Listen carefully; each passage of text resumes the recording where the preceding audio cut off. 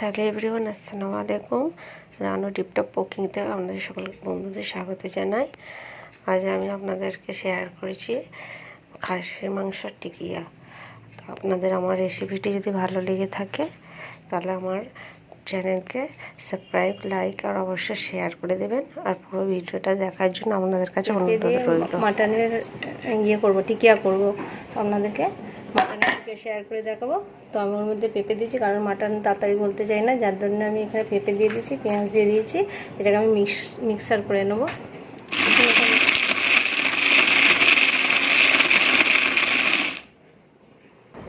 এখানে আমার এটা মিক্স হয়ে গেছে, মিক্সিং করে নিয়েছি আমি। এখানে আদা পেস্ট দিয়ে দেবো 1 চা চামচ।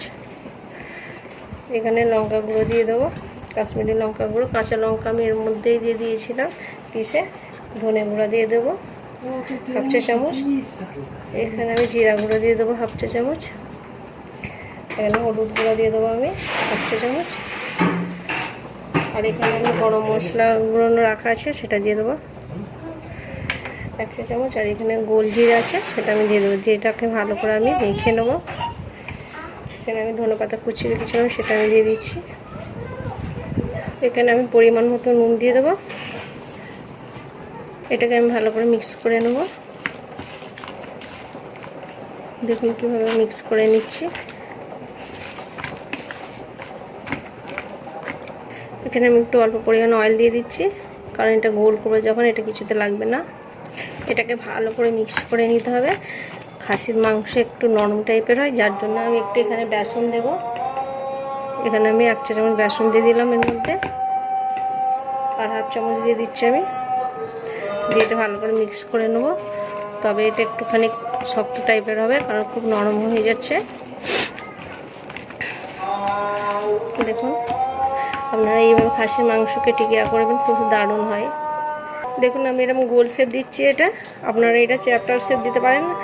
এইভাবে করে দেন, মানে এইভাবে করে নেবেন, সুন্দর গোল হয়ে যাবে। দেখুন এইভাবে আপনারা হাতের মধ্যে দিয়ে নাড়াবেন, গোল হয়ে যাবে। দেখুন কি দারুণ হয়েছে পুরো। আপনারা যদি একদম চ্যাপ্টার শেপ দিতে চান, তো আপনারা প্রথমে এইভাবে গোল করে নেবেন, নেওয়ার পর আস্তে আস্তে করে এইভাবে টিকিয়া শেপ দিয়ে দেবেন। এইভাবে দেখুন এইভাবে করে দেবেন। 2 রকমের শেপ হচ্ছে। এটা কাবাব শেপ, ওটা আপনারা যদি চান কাবাবের শেপ দিতে পারেন। এটা হচ্ছে গোল কাবাব শেষ।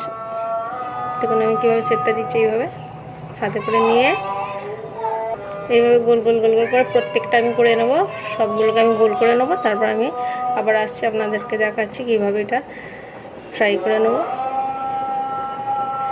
দেখুন আমার সব হয়ে গেছে। এবার আমি এটা ফ্রাই করে নেব। এর মধ্যে আমি সাদা তেল দিয়ে দিচ্ছি, রিফাইন অয়েল। এখানে আমার তেল গরম হয়ে গেছে। আমি একটা করে টিকিয়াগুলো ছেড়ে দেবো।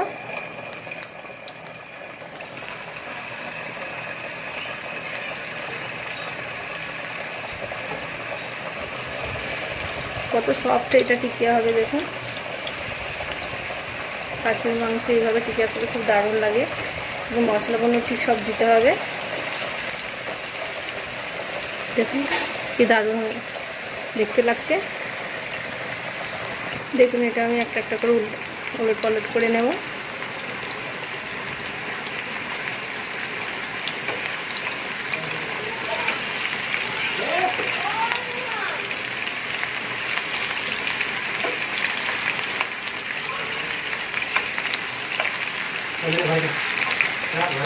এর মধ্যে আমি যে পেঁপেটা দিয়েছি, পেঁপেটা দেওয়ার কারণ হচ্ছে খাসির মাংসটা তাড়াতাড়ি গলে যাবে। এবং খাসির মাংস দেরি হয়ে বলতে একটু তাড়াতাড়ি গলে যাবে।